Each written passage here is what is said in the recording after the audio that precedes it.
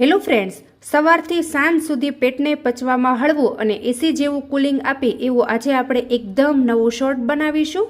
અને હા, આ શોર્ટ પેટને પચવામાં તો હળવું છે જ, સાથે ગેસ, અપચો, ખરાબ ઓડકાર આવતા હોય, પેટમાં બળતરા થતી હોય, આ બધી સમસ્યાઓને દૂર કરે છે. તો ચલો રેસીપી બનાવવાનું શરૂ કરીએ. તો મિત્રો, આજે આપણે એકદમ નવી રેસીપી બનાવવાની છે, એકદમ નવું શોર્ટ બનાવવાનું છે. ગેસ પણ ચાલુ નથી કરવાનો અને પેટને એસી જેવું કુલિંગ આપશે. તો એના માટે અહીંયા મેં કાળી દ્રાક્ષ લીધેલી છે. તો આને ઘણા કાળી દ્રાક્ષ પણ કહેતા હોય છે અથવા પર્પલ દ્રાક્ષ પણ કહેતા હોય છે. જો તો અહીંયા શોર્ટ બનાવવા માટે દ્રાક્ષ તો મેં લીધી, પણ કાચી છે કે પાકી છે એ કેવી રીતે ખબર પડે? તો એ જાણવા માટે જો આપણે શું કરવાનું છે કે આ રીતે આપણે એક દ્રાક્ષનો દાણો તોડી લેવાનો છે અને આ રીતે દ્રાક્ષનો દાણો હોય એની પાછળનો ભાગ છે એ જો આ રીતનો તમને દેખાતો હશે, મતલબમાં તમારી દ્રાક્ષ પાકેલી પણ છે અને ખૂબ જ ગળી પણ છે.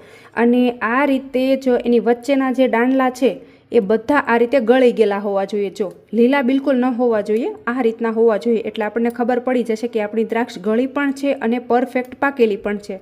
તો હવે જુઓ, અહીંયા આપણે આ દ્રાક્ષને એકદમ સારી રીતે ઘસીને ધોવાની છે. તો એના માટે એક બાઉલમાં 1 ગ્લાસ જેટલું ગરમ મેં હુંફાળું પાણી લીધેલું છે. એની અંદર અહીંયા આપણે 1/2 ટીસ્પૂન જેટલું મીઠું નાખી દઈશું.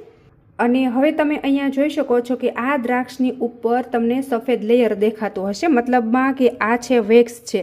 તો આ શેના માટે કરવામાં આવે છે કે દ્રાક્ષ આપણી લાંબો ટાઈમ સારી રહે અને ફ્રેશ રહે, એટલા માટે આવું સફેદ લેયર કરવામાં આવતું હોય છે, એને વેક્સ કહેવામાં આવે છે. તો દ્રાક્ષને આપણે સરસ રીતે ઘસી અને ધોઈ લેવાની છે. તો આ રીતે બધી દ્રાક્ષ તોડી આપણે પાણીની અંદર ઉમેરી દઈશું. તો દ્રાક્ષને આપણે ઘસીને ધોવી ખૂબ જ જરૂરી છે, કેમ કે આ આપણી સેહત માટે બિલકુલ સારી નથી. આમ ધોયા વગરની દ્રાક્ષ આપણે બિલકુલ નથી ખાવાની. તમે જોઈ શકો છો કે એની અંદરથી કેટલો બધો કચરો અને કેટલું બધું ખરાબ પાણી નીકળ્યું છે. તો આ રીતે તમે થોડું ઘસીને ધોશો એટલે દ્રાક્ષ આપણે એકદમ સરસ ચોખ્ખી થઈ જશે. તો આ રીતે ધોશો એટલે એકદમ હેલ્ધી પણ બનશે અને દ્રાક્ષ પણ સરસ એવી ચોખ્ખી થઈ જશે. તો આ રીતે આપણે બધી દ્રાક્ષને તોડી અને પાણીમાં ઉમેરી દેવાની છે. તો આ રીતે બધી દ્રાક્ષ પાણીની અંદર ઉમેરી દઈએ એટલે આપણે ઘસી અને ધોઈ લેવાની છે. અને દ્રાક્ષની ઉપર ચોટેલું જે વેક્સ છે એને આપણે કાઢી નાખવાનું છે. આ રીતે થોડું ઘસશો એટલે બધું નીકળી જશે. તો મિત્રો, તમે ક્યારે આ રીતનું દ્રાક્ષનું શોર્ટ ન બનાવ્યું હોય તો એકવાર ચોક્કસથી બનાવીને ટ્રાય કરી જોજો. ખૂબ જ ટેસ્ટી એવું બને છે અને તમે લીંબુ શરબત પણ ભૂલી જશો, એટલું સરસ ટેસ્ટી બને છે. સાથે પેટને પચવામાં હળવું છે, અપચો, ગેસ, પેટની બળતરા થતી હોય, આ બધી સમસ્યાઓને દૂર કરે છે. તો બસ, આપણે દ્રાક્ષ એકદમ સારી રીતે ધોઈ લીધેલી છે અને આ પાણી આપણે દૂર કરી દઈશું અને ફરી વખત એક પાણી આપણે ધોઈ લેવાની છે. તો અહીંયા દ્રાક્ષને મેં એકદમ સારી રીતે 2 પાણીથી ધોઈ લીધેલી છે અને ત્યાર પછી આપણે મિક્સરનું જાર લેશું અને દ્રાક્ષને આપણે મિક્સરના જારની અંદર ઉમેરી દઈશું. તો અત્યારે હું આ શોર્ટ 4 જણને થાય એટલું બનાવું છું. તમારા ઘરમાં જેટલા મેમ્બર હોય એ પ્રમાણે તમે બનાવી શકો છો. અને સાથે જ અહીંયા મેં 8 થી 10 ફુદીનાના પત્તા લીધા છે. ફુદીનાના પત્તા મેં એકદમ ફ્રેશ અને સરસ એવા ધોઈ લીધા છે. તો એ પણ આપણે મિક્સરના જારની અંદર નાખી દઈશું. અને ત્યાર પછી જો અહીંયા હું મીઠાની જગ્યાએ જલજીરાનો ઉપયોગ કરું છું, એટલે આ શોર્ટ એકદમ ટેસ્ટી એવું બને. તો 1 જલજીરા અત્યારે આપણે ઉમેરી દેવાની છે. અને હા, જો આમ તો આપણી દ્રાક્ષ ગળી જ છે, પણ તો પણ એમ કે ટેંગી ટેસ્ટ આપવા માટે અહીંયા આપણે થોડી ખાંડ લીધેલી છે. તમે ખાંડની જગ્યાએ સાકરનો પણ ઉપયોગ કરી શકો છો અને આ જે જલજીરા છે એની જગ્યાએ તમે સંચળનો ઉપયોગ પણ કરી શકો છો. તો ઉમેરી દેશું. અને હા, જો તમે આની અંદર બરફના ટુકડા ઉમેરવા માંગતા હોય તો તમે ઉમેરી શકો છો, પણ હું આમનામ જ આને ઢાંકણ ઢાંકી એકદમ સરસ એવું પીસી લઈશ.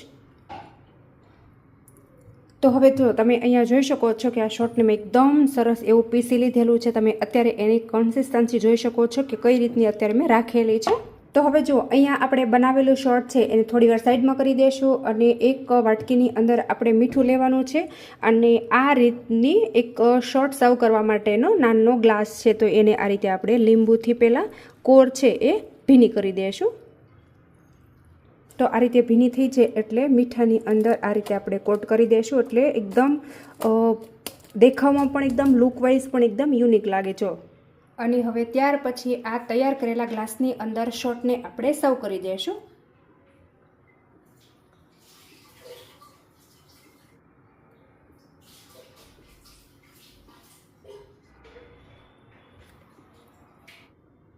તો અહીંયા તમે જોઈ શકો છો કે એકદમ મસ્ત મજાનું કાળી દ્રાક્ષનું શોર્ટ બની અને તૈયાર થઈ ગયું છે. તો આને બીજી રીતે પણ કેવી રીતે સર્વ કરવું એ પણ હું તમને એક રીત જણાવું છું. તો વિડીયોમાં કન્ટિન્યુ તમે બન્યા રહેજો. તો હવે જો શોર્ટ બનાવવા માટે આ રીતની મેં એક સોડા લીધી છે, સાદી સોડા છે, એને આપણે ગ્લાસમાં ઉમેરી દઈશું. અડધો ગ્લાસ આપણે અહીંયા ભરવાનો છે અને એક શોર્ટનો ગ્લાસ આપણે લેશું અને આની અંદર આપણે ઉમેરી દઈશું.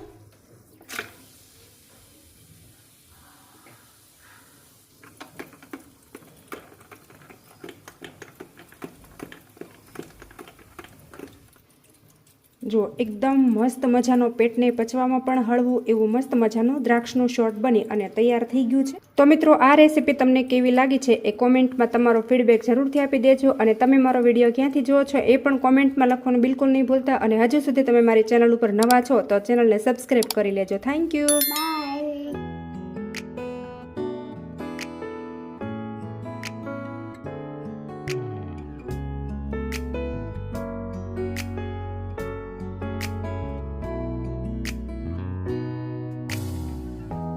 햇살이 너무 좋았어 그냥 모두 좋았어